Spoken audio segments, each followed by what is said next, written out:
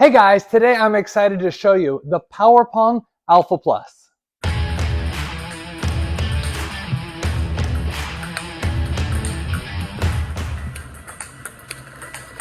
There's 6 things that I want to show you today about the Pong Alpha Plus.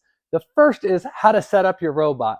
The second is how to begin playing immediately. The third thing is how to use the pre-programmed drills. There's some great drills in the robot. I want to show you how to use those. The fourth thing, this is a really important thing, is how to adjust those drills to meet your personal needs.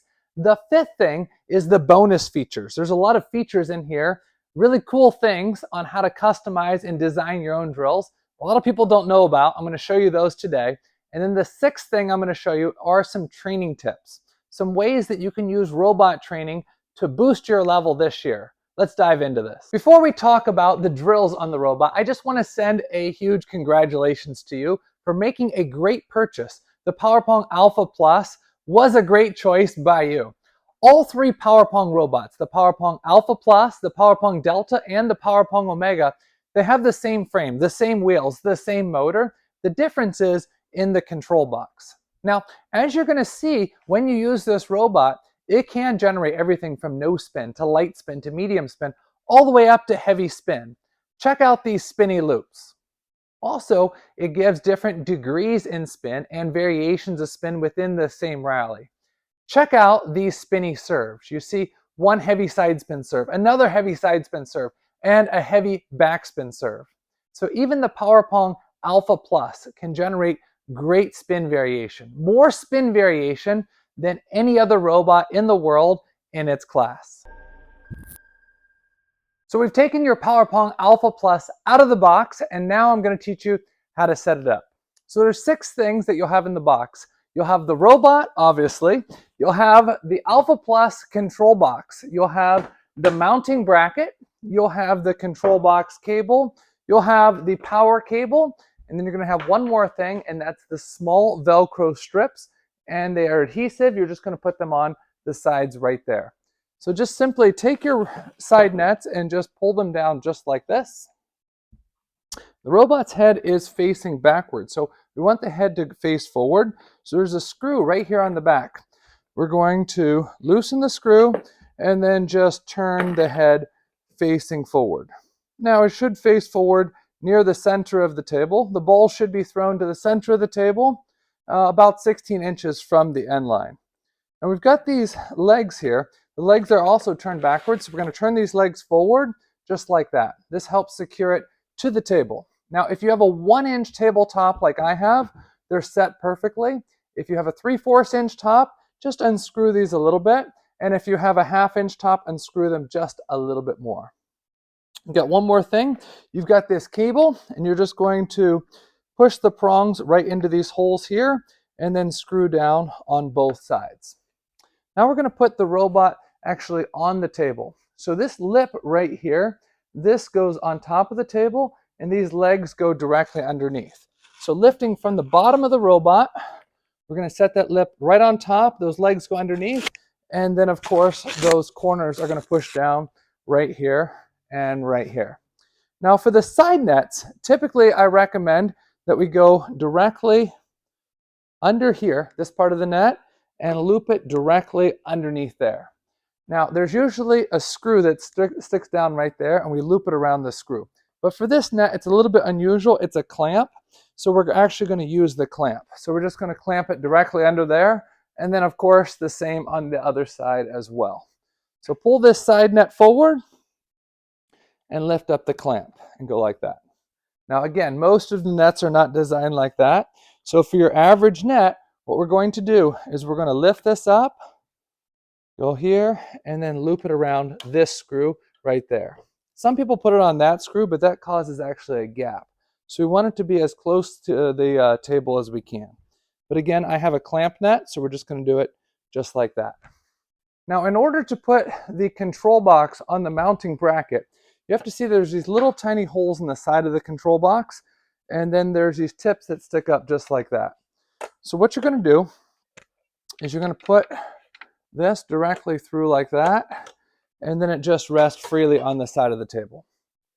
Now this is really important for your control box cable. that you make sure that you press it firmly in.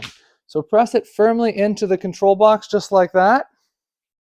And then you're going to put it in the hole on the left side. So you see there's two holes. The one on the right is for the power, and the one on the left is for your control box. Make sure that you push that in extra firmly, and then same thing for your power cable. You're going to push the power cable in all the way, and then as soon as you plug it in, you'll hear the robot turn on. Press that in right there, plug it into power, and there you go. Your quick setup on the Pong Alpha Plus.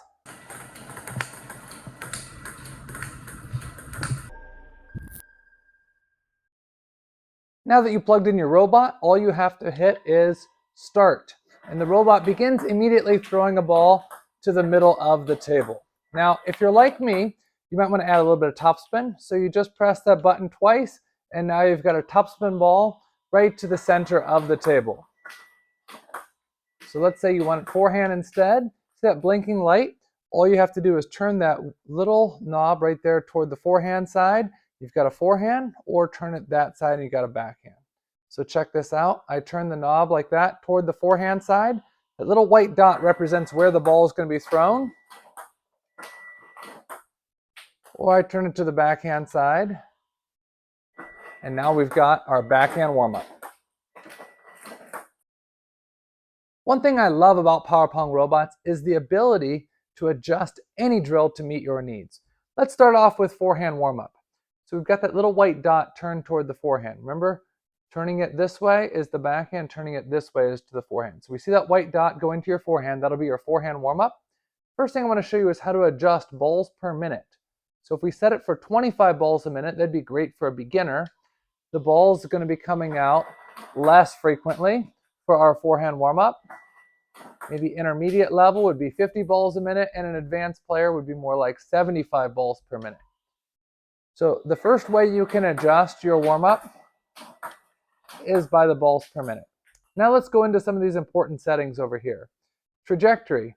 Obviously, trajectory means how high or how low the ball is being thrown. Speed.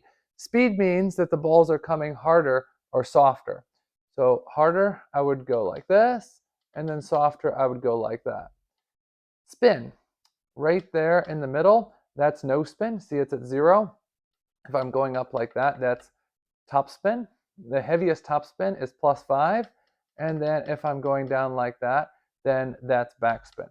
With the Pong Alpha Plus, it truly can generate good amounts of backspin, side spin, top spin. It can actually simulate just like somebody looping at you. Now there's a few other important things that I want to mention here before I go into some of those other adjustments. And that is setting up the drills. So let's use an example. If you want to go with a higher trajectory ball, then most likely you're going to need lower speeds. Otherwise, it might overshoot. In setting up your own drills or modifying drills, work with the speed, spin, trajectory, and placement to get the desired results. The other thing as far as setting up a backspin ball that you need to keep in mind is with setting up backspin balls, if it hits the net, then we can raise the trajectory and or increase the speed to get those desired results. Another important factor to remember is that the wheels of the robot are made the same way as our table tennis rubbers. So the middle of the sheet tends to be a little bit denser than the other areas. So the hardness of the wheels is not exactly the same. This does not affect the performance, but the settings might be a little bit different from what you're shown here. So this robot might be slightly different than yours. So you're going to need to make adjustments here as necessary. So what other kind of warm-ups could we do? Well, one thing that I really like to do is I like to warm up not just topspin, but also backspin. So let me show you how to set up your forehand warm-up to warm up against backspin. We're going to put it down here at about 40 balls per minute. We're going to put backspin at -2. Put the trajectory up a little bit, turn the speed down a little bit, and let's just try that out. Going to get backspin balls to the forehand. Now, let's say you like that one. It hits a little bit short. It's more like a half-long ball. That's not bad. But let's say we wanted that ball to go a little deeper. Maybe it's too short or maybe it's clipping the net. What do? We increase the speed, and now the ball will be thrown a little bit deeper. After your forehand warm-up with backspin, maybe you want to go to middle, so you turn it to middle. Maybe you want to go to backhand, so you turn it to backhand. What about high balls? I recommend that almost all of my students work on smashing high balls. We're going to turn the speed down. We're going to put the trajectory up higher. Now, if you hold it, see how it goes up like that? That way you don't have to keep pressing it 20 or 30 times. We're going to turn the speed down. We've got a no-spin high ball, and we're going to do a no-spin high ball to the backhand. We're going to give ourselves some plenty of time, so we're going to set it at 30 balls per minute, and then we're going to get no-spin high balls to the backhand. If we want to add a little bit of side spin to it, we just go like this. And now we've added some side spin to our lob going to the backhand. So in addition to using all the pre-save drills, in addition to writing my own drills, I usually customize the warm-up. That way I get a variety of different things that I can do even in my forehand and backhand warm-up. I can work on my loops, I can work on my blocks, I can work on my smashes, my flips, my pushes, all with these settings right here. One thing I love about the Pong Alpha Plus is that it has beginner, intermediate, and advanced drills already pre-programmed into it. So starting at memory slot 20 and going to memory slot 50, there's 31 pre-programmed drills. And today we're going to do drill number 30, which is going to give us a topspin ball to the forehand and then a topspin ball to the middle. Now we've set it at 50 balls per minute, which gives you plenty of time to get in position, have balance, find your positioning, and then time the ball correctly. Now, if you're a beginner, like we mentioned earlier, you may want to make it a little bit easier, turn it down to 40 balls a minute or even 35 balls a minute. If you're more advanced, then you can make it a little bit more frequent. Let's try 75 balls a minute. One ball to the forehand, one ball to the middle. One ball to the forehand, one ball to the middle. I would highly recommend this drill as one of your first drills for warm-up. With the Pong Alpha Plus, not only can you create your own drills or use the pre-programmed drills, but you can also adjust every ball within the drill. So we've got that same 2-ball drill, one to the forehand, one to the middle, one to the forehand, one to the middle, and we're going to press back step. See how the ball 2 is being highlighted right now? We're going to hit back step, and that allows us to edit ball 1. If we wanted to edit ball 2, we just hit back step again. So I'm going to show you how to change this drill to make it more challenging and more game-like. We're going to make the first one heavy topspin, and then the second one we're going to keep it at light topspin. So here you can see the flashing light. We're editing that ball, and we're going to crank that one up as spinny as possible. So it's going to be a very spinny ball to the wide forehand, and then a light spin ball to the middle. Let's just sample that one. We're going to hit the sample button to see what we got. That's perfect. I'd like to have the trajectory just a little bit higher. Let's sample it again. Excellent. Okay, so we're going to put it at 50 balls a minute, just so you can see the contrast. A very heavy topspin ball to the wide forehand, and then a light topspin ball to the middle. Showtime.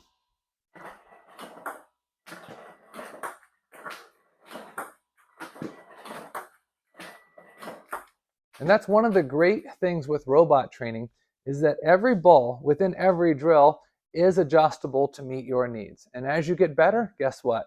The robot gets better with you because it can challenge you more and more each and every day. I love match preparation situations. Drill 47 does just that. It gives you a no-spin serve followed up by 2 topspin balls and then a high ball. A little rest, and then again, a no-spin serve, followed up by 2 topspin balls, and then a high ball. Why are these types of drills really good? Because they enhance your concentration for just 4 balls. And that's kind of what you have to do for a match, is to be able to give your full focus, full quality, best ball placement for 4 balls. When you do drills like drill 47, what ends up happening is you can concentrate more, and you can have measurable results. Keep score against the robot. Every time you land 4 balls in a row on, you get a point. If you miss one of these 4, then guess what? The robot gets a point. Also, it's easy to adjust these. We've got a no-spin serve to the middle. How about the next one wide to the backhand? How about another one wide to the backhand? And how about the last one to the forehand?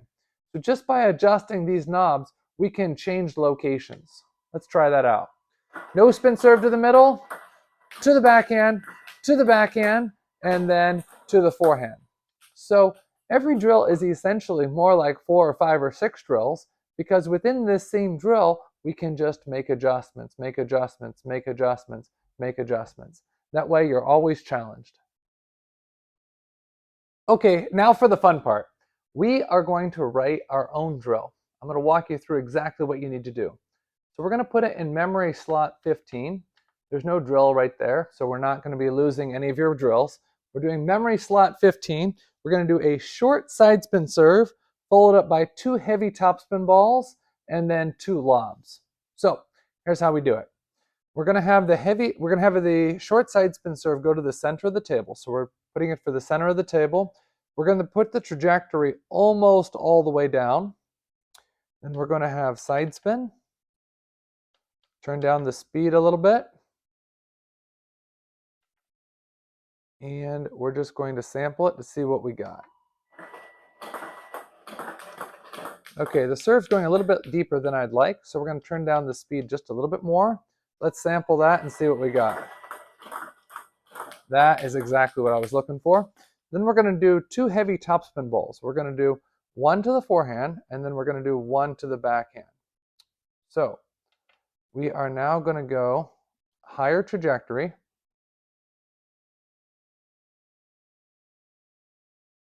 We're going to go no side spin.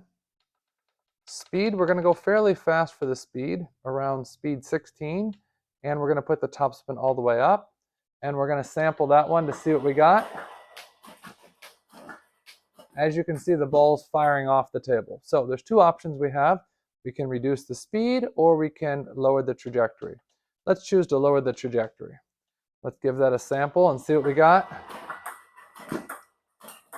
I think I'm going to lower the trajectory just a little bit more and sample it. That's perfect. Now we're going to hit the forward button, and guess what that's going to do? That's going to copy it onto there.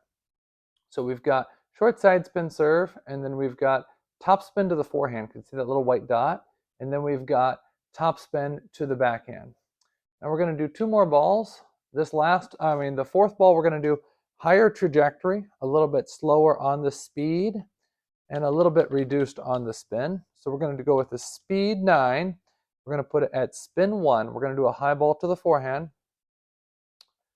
And we're going to sample that to see what we got. Okay, the speed's still a little bit too high. We're going to turn down the speed a little bit lower.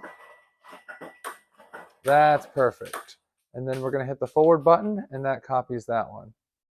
So here's what we got. We have a short side spin serve to the center, a very heavy topspin ball to the forehand, a very heavy topspin ball to the backhand, and then we've got 2 high balls to the forehand. We're going to go fairly slow. We're going to go about 45 balls a minute, and showtime. Short side spin serve, heavy topspin, and that lob, and then another lob. And then we go back to the beginning, short side spin serve, and then we repeat it. And as I mentioned earlier, all the drills are adjustable to meet your needs. Even when you write your own drill, you can go through from day to day and make little tweaks or adjust it. The easiest way to adjust it is balls per minute and to adjust these knobs, but feel free to also adjust these. If you're always used to looping the same amount of backspin or blocking the same amount of topspin, it becomes easier, and you need to constantly be challenged just like you would be in a tournament. So feel free to make as many adjustments as you want. Now we're moving on to some advanced features. We're going to go to memory slot 12, and we're going to create a topspin ball. Fairly fast. We're going to put it at topspin 3, and we're going to put it to the backhand. Let's sample it. Excellent. That's exactly what I'm looking for. And I'm going to hit the forward button and the forward button. So we've created 3 of those types of balls. First one to the backhand, second one to the backhand, and then third one to the forehand. We're going to put it at about 65 balls a minute.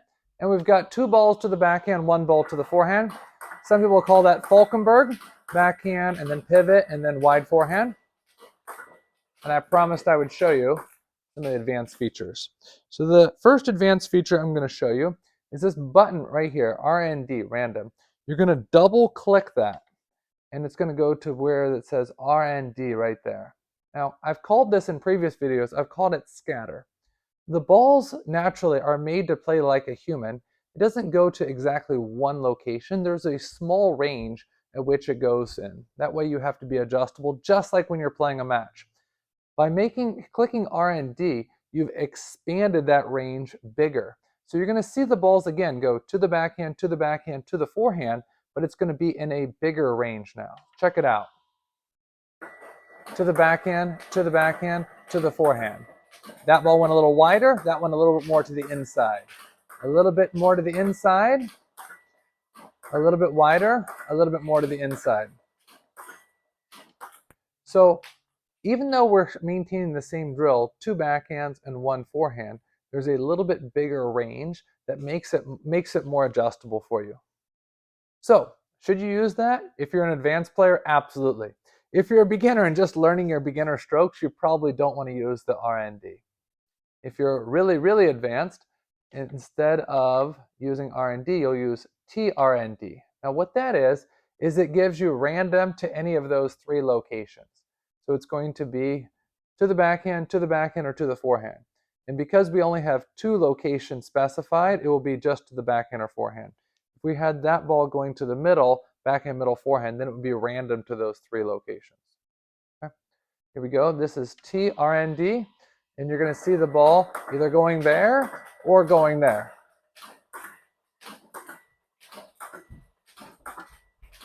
And you probably guessed it. Click it again, and we've got both. So random location and scatter, or a larger zone. So those are some of the more advanced features that I personally use that I feel like makes it more challenging and more game-like. As I mentioned, if you're a beginner, don't be using those, but if you're moving up to the intermediate or advanced level, make sure you use those quite often in your daily routine.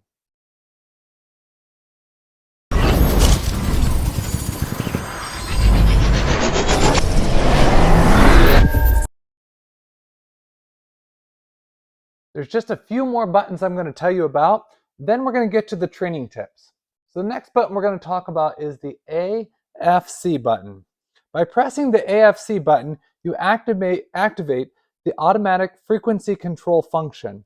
The red AFC LED will illuminate on the control panel. The AFC is useful when you have a sequence of balls with significant changes in speed from one ball to the next. An example would be when you start with a slow, short backspin serve followed by a fast topspin shot. Or you have several fast topspins followed by a slow, high pop-up lob. The AFC can sense this change in speeds and automatically adjust the ball frequency so the timing between shots is more like the timing of shots in a real game. Turn on the AFC whenever you feel you don't have enough time or too much time for 1 or 2 balls within a drill, but for the rest of the balls seem okay. Deactivate the AFC by once again pressing the AFC button. The AFC LED will turn off. The next button we want to talk about is the clear button. So you see that clear button on the screen? By pushing and holding the clear button for 2 seconds, it will erase or clear the contents of the memory location for the position identified by the memory LED display. The ball attributes such as spin, speed, side spin, etc. will all be reset to their default settings. A flashing memory LED display verifies that the memory location has been cleared successfully. The next button we want to talk about is called the backstep button. You see the backstep button right there on the screen? The backstep button allows you to step in reverse order through the balls in the current drill, allowing you to stop any ball to modify 1 or more settings. Each press of the backstep button will change the active ball, which is indicated by the LED above the ball placement rotary dial. To save any changes, you must press the Save button as previously described. The next button, and this is a great one, this is called the Serve button. So you see the Serve button on the screen? Pushing the Serve button will generate a slight delay before each iteration of the drill. The amount of delay will change with the balls per minute setting. Faster balls per minute setting will result in shorter delay times. The next button is called the quit button. The quit buttons, when held together firmly for approximately 2 seconds, will put the control panel back in the non-memory instant play mode. And the last button I want to mention is called the reset button. The reset buttons, when held down together for approximately 3 to 5 seconds, will will restart the throwing of the robot's head. So those are the buttons on the Pong Alpha Plus control box. I want to wrap up today's video by just talking for a few minutes about some general robot tips and then give you a few specific tips for the Alpha Plus. Here at Pong, we not only want you to have a great robot, but we want you to have amazing results. There's 4 quick tips that I have that can enhance your robot practice. The first is that the Pong robots can produce great spin variations. So use them. Make sure that you vary not only the type of spin, but also the degree of spin to really be able to simulate playing against a person. The second is to picture an actual opponent on the other side of the table. Don't think of it as a robot. Think of it as an opponent playing the ball back and forth to you. The third thing is to make sure you have game-like timing. For example, if you hit the ball slower, then you need to set the balls per minute for a slower frequency. That way it actually has the same timing as a person. As your shot hits the robot's net, the next ball should be firing. So if you hit the ball slower, you should set it more for 30 or 40 balls per minute. If you play much faster, then set it for 60 or 70 balls per minute. If you play further from the table, then give yourself more time between shots. If you play some balls earlier, right off the bounce, make sure you give yourself less time. So make sure you have game-like timing. And the fourth and final tip is make sure that you utilize serve return practice. Make sure that you're working on returning the serve and then begin the sequence. That's when you're going to have better results, is when you can actually not only picture a match, but you can play the game sequences just like you're playing a real match.